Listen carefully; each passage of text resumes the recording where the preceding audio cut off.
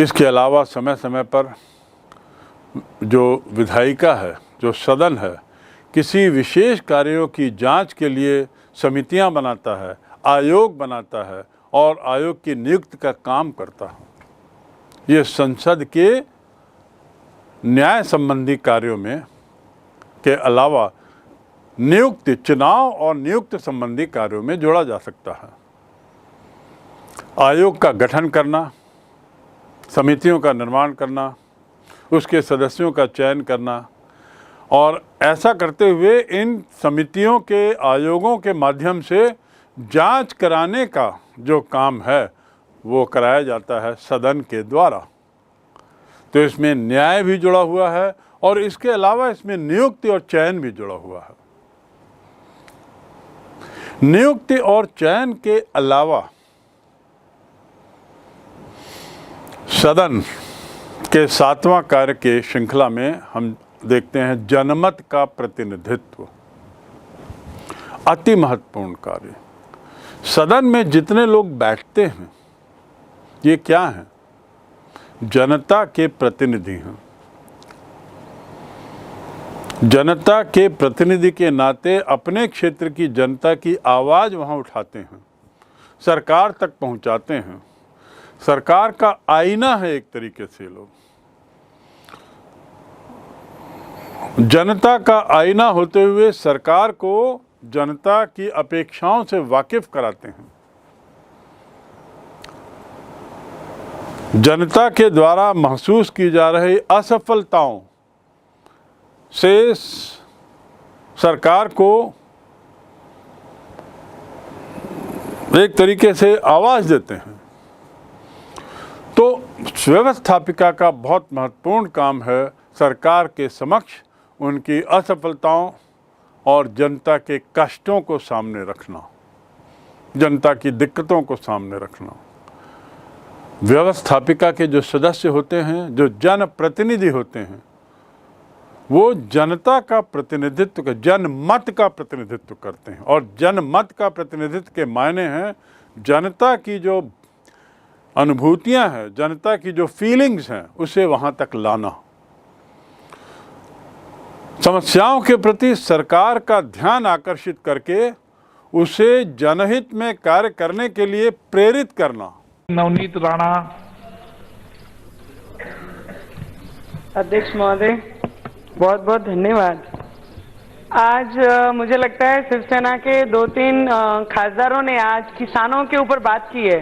पहले तो उनसे हम महाराष्ट्र की जनता उन्हें प्रश्न विचार रही है कि सदन में आने के बाद आप किसानों के लिए बात करते हैं, पर जिन युति में वो सरकार को मेजॉरिटी दी है, वो अपने स्वार्थ के लिए, अपने लालच के लिए, अपने पोस्ट के लिए वो करके माननीय सदस्य आप अपना विषय रखें। किसानों के लिए आप अपना अगर किसानों के लालच नहीं है, किसानों के लिए माननीय सदस्य आप अपनी बात रखें। आपला विषय बोला, अपन आपले विषय मांडू।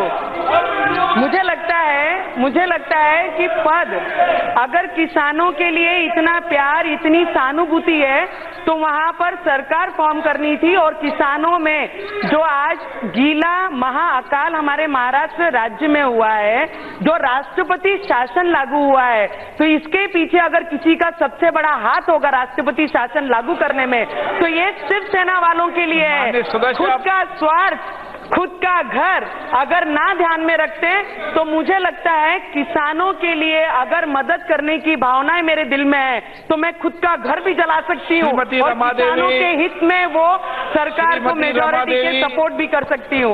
आज नहीं, आज आप मेरी आवाज नहीं दबा सकते। मुझे किसानों के बारे में बात करना है, मुझे आपको टाइम देना ही पड़ेगा। आप किसान की बात करें। आज तालुके में घूम के, पूरे जिले के हर एक तालुके में घूम के जब देखा है, सोयाबीन, कपास, मूंग, धान्य, हर चीज का मेजर नुकसान वहां पर हुआ है और आज हमारे राज्य को कोई माए बाप नहीं है। तो इसलिए मैं केंद्र को बोलूंगी कि हमारे राज्य के माए बाप सिर्फ केंद्र है। तो केंद्र की सरकार ने हमारे किसानों के लिए 50,000 करोड़ की आपने मदद करना चाहिए, जिससे हमारे किसान के घर चल सके, उनके दुख में श्रीमती कहीं रमा देवी नहीं जी। चिराग जलाने की एक राह अगर देनी है तो वो केंद्र से।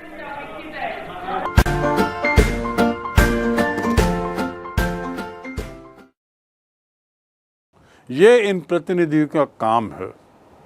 सरकार पर एक तरीके से लगाम रखने का काम है, सरकार को एक तरीके से दिशा देने का काम करते हैं, सरकार को जनता के तक पहुंचाने का काम करते हैं और जनता और सरकार के बीच में एक लिंक का काम करते हैं, एक महत्वपूर्ण कड़ी का काम करते हैं, उन्हें जनहित कार्य करने के लिए प्रेरित करते हैं। और इस प्रकार हम देखते हैं कि व्यवस्थापिका में ये वाला जो कार्य है, जनमत को पहुंचाने का कार्य, ये सामान्यतः विरोधी दल के सदस्य ज़्यादा करते हैं और उस हद तक सदन में विरोधी दल का होना बहुत महत्वपूर्ण है, क्योंकि विरोधी दल ही असंतुष्ट जनता की आवाज़ को पहुंचाता है, विरोधी दल ही जनमत को सच्चाई में वास्तव में वहाँ पहुंचाता है। सत्तारूढ़ दल के लोग तो केवल सफलताओं के गुणगान गाते हैं, पीठ थपथपाते हैं सरकार की। ये तो विरोधी दल है जो जनता का वास्तविक रूप, वास्तविक उनकी आकांक्षाएं, अपेक्षाएं, उनके विरोध को सरकार तक पहुंचाता है और इस हद तक सदन में विरोधी दल की भूमिका बहुत महत्वपूर्ण है। जनमत के प्रतिनिधित्व के बाद 8वां जो कार्य संसद का है वह है संचालक मंडल के रूप में। संचालक मंडल क्या होता है? संचालक मंडल अर्थात सरकारी निगम। बहुत सारे सरकारी निगम बने हैं। ये जो निगम होते हैं ये सरकार के नियंत्रण में कार्य करते हैं। इनका संगठन, इनका वित्तीय प्रबंधन, इनकी गतिविधियां और इनके कार्यों पर विचार करना, इसको एक आकार देना, इनकी ज़रूरतों को पूरा करना और इन पर नियंत्रण रखना, ये सदन का काम है। और इस प्रकार व्यवस्थापिका जो है वो औद्योगिक क्षेत्र में भी एक संचालक मंडल के रूप में काम करती है। औद्योगिक क्षेत्र में, आर्थिक क्षेत्र में तो है ही, मुद्रा संबंधी मामलों में आर्थिक क्षेत्र के अलावा औद्योगिक क्षेत्र में भी व्यवस्थापिका की अच्छी दखल रहती है सरकारी निगमों के माध्यम से। 9वां कार्य इसका है राज्य नीति का निर्धारण। राज्य नीति के निर्धारण के क्या अर्थ हैं?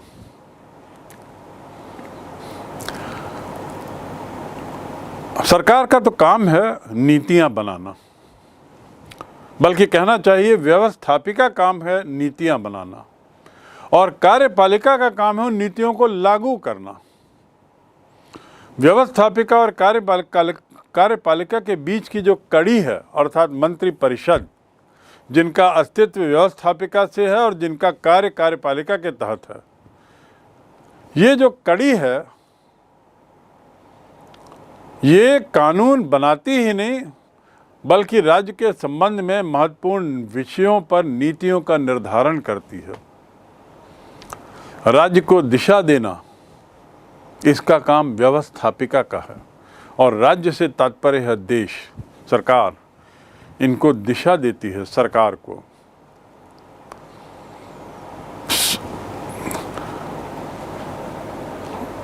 यद्यपि नीति निर्धारण का काम कार्यपालिका का है, जिसमें राजनीतिक कार्यपालिका मंत्रिपरिषद आती है, परंतु राज्य को दिशा देने का काम व्यवस्थापिका करती है। राज्य को, सरकार को दिशा देने का काम व्यवस्थापिका ही करती है। निर्धारित नीतियों पर गंभीरतापूर्वक विचार करना और उनको अंतिम रूप देने का काम सदन का है। व्यवस्थापिका जो है वो ठोस कार्यक्रम रखती है सदन के सामने, उसके लिए पूरा ड्राफ्ट तैयार करती है, प्रस्ताव को अच्छी तरह से गहन अध्ययन के बाद पूरी तैयारी के साथ सदन के पटल पर रखती है। उसके बाद सदन उस पर विचार विमर्श करता है, गहन वाद विवाद होता है और अंतिम निष्कर्ष आने के बाद, विवाद के बाद, बहस के बाद जो निष्कर्ष आता है उसे एक अंतिम रूप प्रदान किया जाता है और फिर सदन उसको पारित करता है। ये पारित करना ही स्वीकृति है। और इस प्रकार हम देखते हैं कि व्यवस्थापिका का एक महत्वपूर्ण कार्य है सरकार की नीतियों आदि पर पैनी नज़र रखना। युद्ध और शांति के निर्णय में भी पूरी व्यवस्थापिका की स्वीकृति से ही कार्य किया जाता है। इस प्रकार कुल मिलाकर 9 विभिन्न एस्पेक्ट्स में हम देखते हैं सदन के कार्य, और संक्षिप्त में हमने इसको सबको समझ के जाना कि सदन कितना महत्वपूर्ण है। कार्यपालिका हम पढ़ चुके हैं। अब यदि हम दोनों की तुलना करें, कार्यपालिका बनाम व्यवस्थापिका, तो हम पाएंगे कि व्यवस्थापिका निश्चित रूप से कार्यपालिका के ऊपर एक सुपरवाइजरी रोल का काम भी करती है, उन पर नियंत्रण रखती है। इसके कार्य जानने के बाद सदन के, अब हम आते हैं अगले बिंदु पर, विधायिका का महत्व। विधायिका का महत्व या संसद का महत्व। एक डिबेट चल रहा है, विवाद हो रहा है कि क्या संसद का महत्व घट गया है, क्या संसद की ताकत में ह्रास हुआ है, गिरावट आई है। इसको लेकर कुछ विचार यहाँ पे जानना आवश्यक है। सैद्धांतिक रूप से तो हम यहाँ पे अब पढ़ रहे हैं संसद में गिरावट और प्रश्न चिन्ह। संसद के महत्व में गिरावट, प्रश्न चिन्ह। सैद्धांतिक रूप से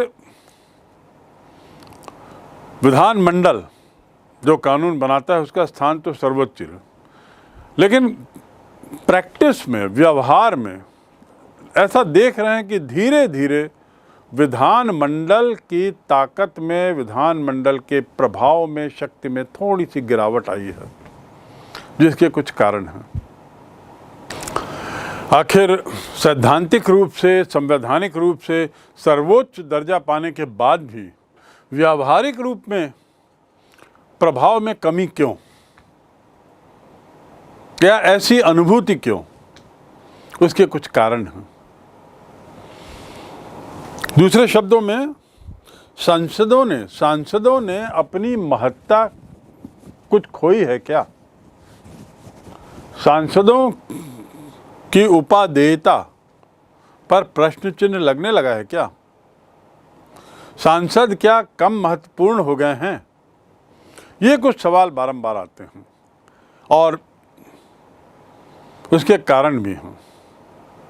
क्या कारण है? पहला, अधिकांश विधेयक जो हैं वो मंत्रियों द्वारा पेश किए जाते हैं, सांसदों द्वारा नहीं।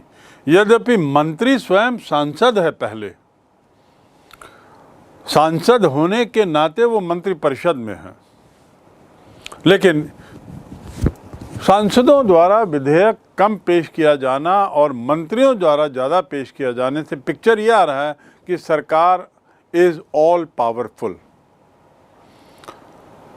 जो सरकार चाहती है वही संसद कर रहा है, और संसद स्वयं में किसी मामले में इनिशिएटिव नहीं ले रहा है। इसलिए यह अनुभूति आ रही है कि शायद संसद के महत्व में ह्रास आया है। अधिकांश विधेयकों का जो पेश होना वो किनके द्वारा? मंत्रियों के द्वारा।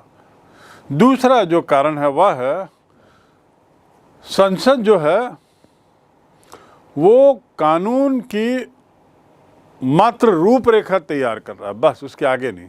बाकी सब कार्यपालिका कर देता है। तो केवल कानून की रूपरेखा को तैयार करने के लिए इन सांसदों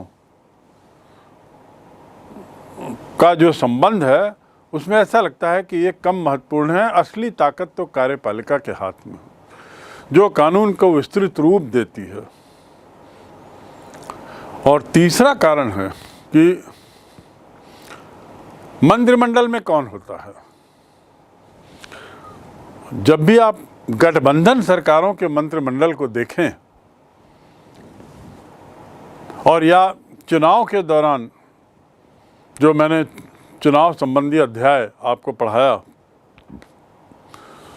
उसमें आप देखेंगे कि मंत्रिमंडल में अधिकतर दल के नेता लोग होते हैं, कद्दावर लोग होते हैं।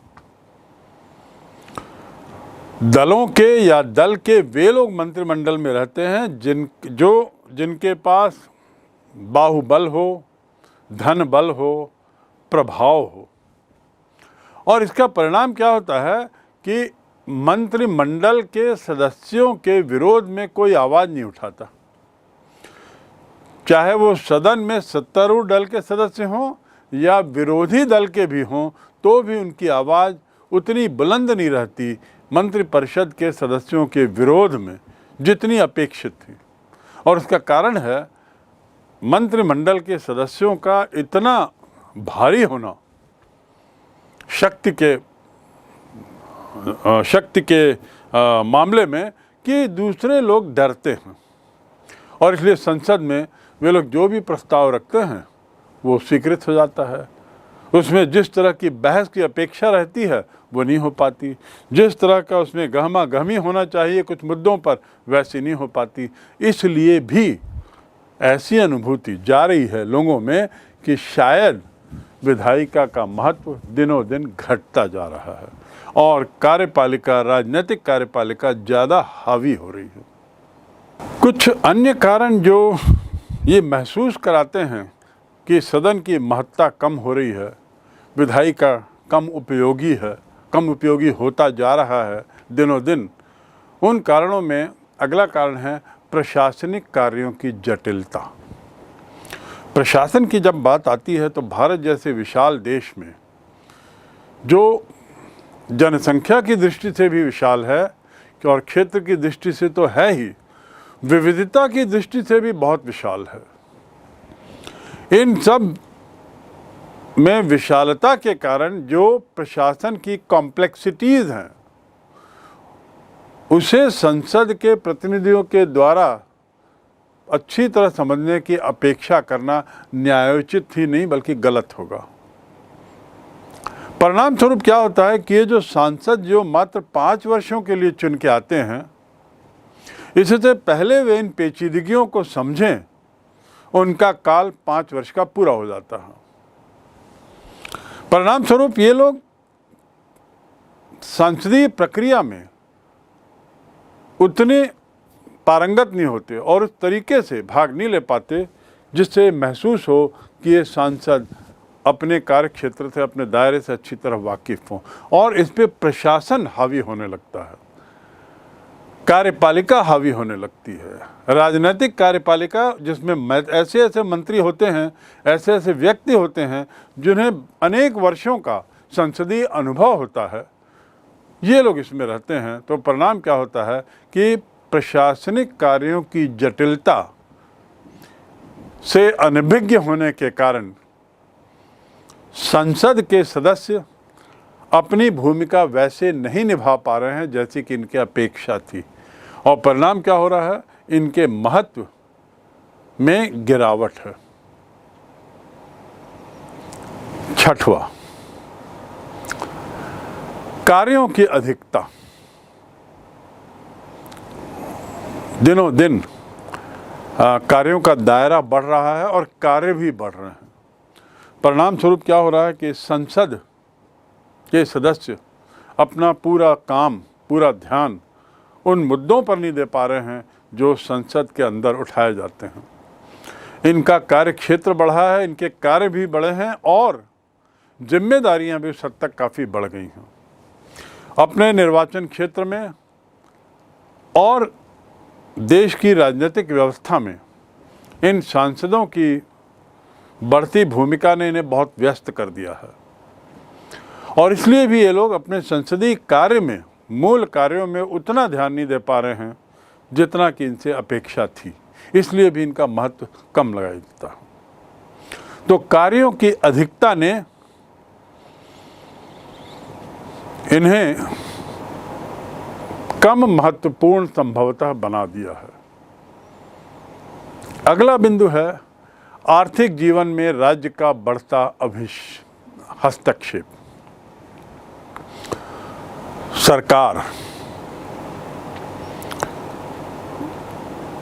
सरकार का अर्थ राजनीतिक कार्यपालिका।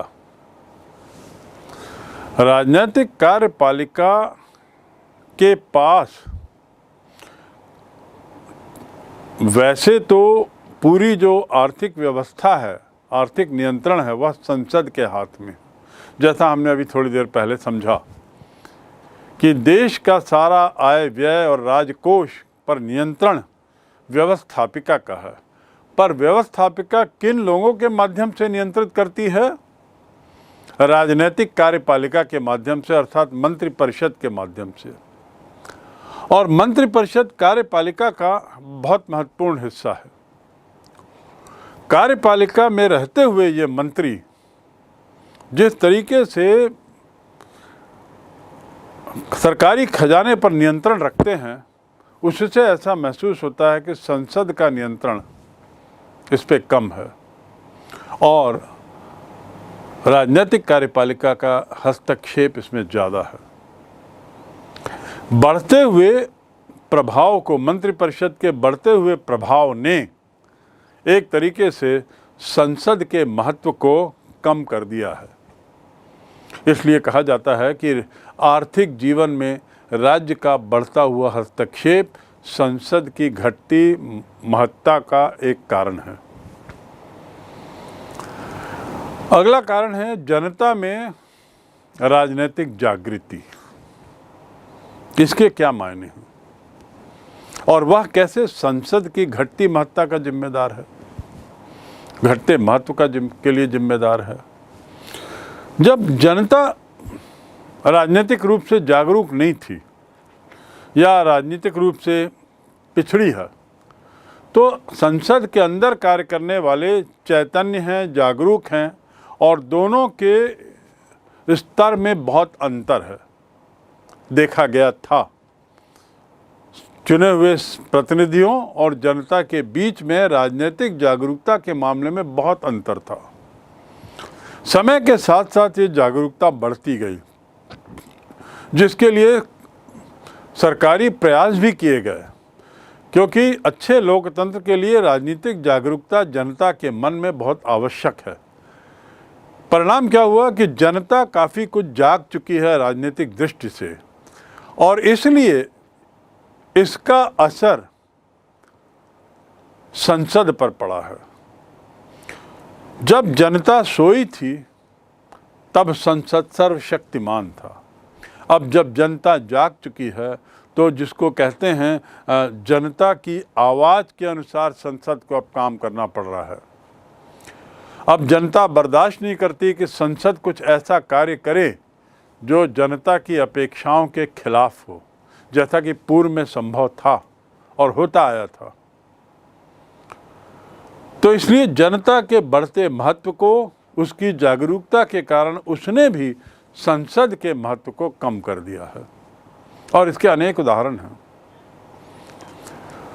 तो जनता में बढ़ती हुई राजनीतिक चेतना आंदोलनों के माध्यम से, रैलियों के माध्यम से, सोशल मीडिया के माध्यम से, सेमिनार, वर्कशॉप्स आदि के माध्यम से जनता अब सांसदों पर भारी दबाव बनाती है और ये सांसद अब सतत रूप से उस दबाव में कार्य करने के लिए विवश हो गए हैं।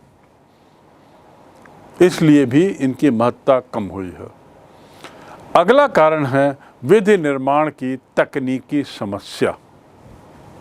जैसा मैंने बताया, सांसदों का सबसे महत्वपूर्ण काम है विधि निर्माण, लेकिन सांसद अधिकतर 5 वर्ष के काल के लिए आते हैं और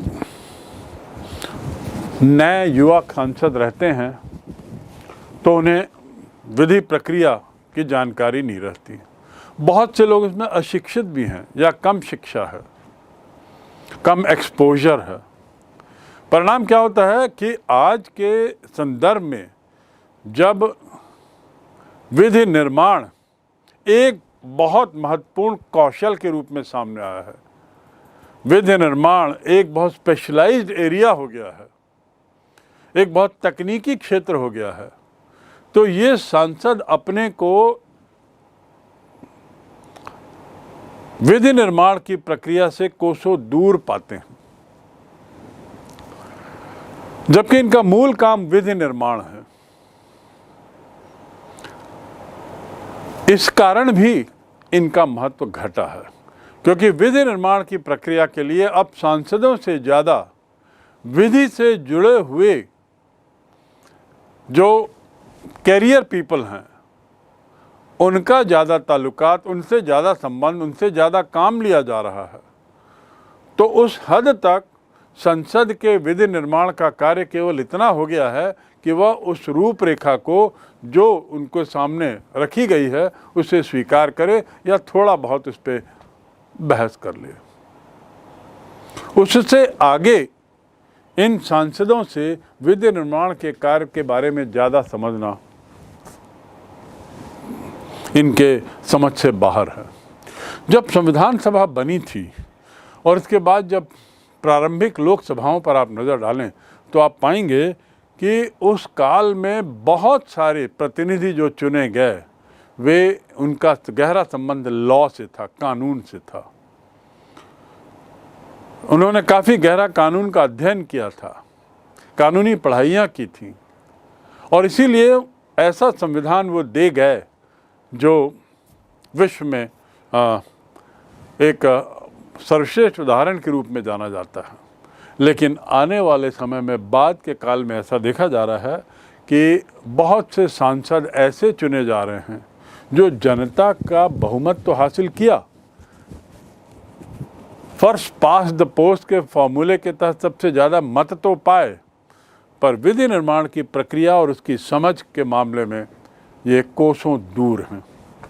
और इसलिए भी जब संसद अपने मूल कार्य में सफल नहीं है तो उसका महत्व तो घटेगा ही। इसलिए विधि निर्माण की तकनीकी समस्या एक कारण है संसद की महत्ता को कम करने का। और अंतिम कारण की यदि बात करें तो कार्यपालिका की शक्ति में वृद्धि। मैंने जैसा आपको बताया,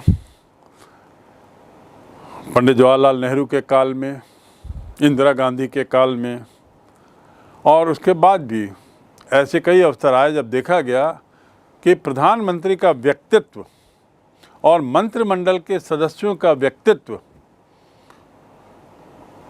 कार्यपालिका के महत्व को घटाने बढ़ाने में बहुत महत्वपूर्ण भूमिका निभाता है। सरकार के जो 3 अंग हैं, व्यवस्थापिका, कार्यपालिका और न्यायपालिका, इसमें व्यवस्थापिका और कार्यपालिका के बीच में हमेशा तकरार चलती रहती है। कौन ज़्यादा महत्वपूर्ण?